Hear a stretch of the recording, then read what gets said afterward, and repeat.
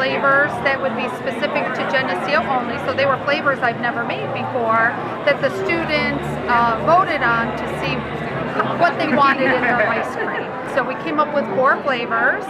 We have cheesecake with heat and fudge swirls, Jolly Rancher, vanilla M&M with caramel swirls, and then Ryan's favorite. It's mocha ice cream with chocolate covered coffee beans, right? Yes. So good. Which I think college students like their caffeine so they can stay up late to study. So Yeah. we gave them options of bases of ice cream flavors and then what you could put in it.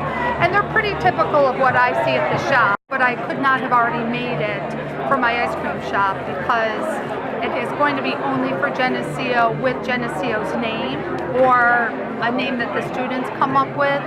So I had to be creative in that way to make sure it was different from ice cream. We're going to tally the votes and look at the names that they came up with.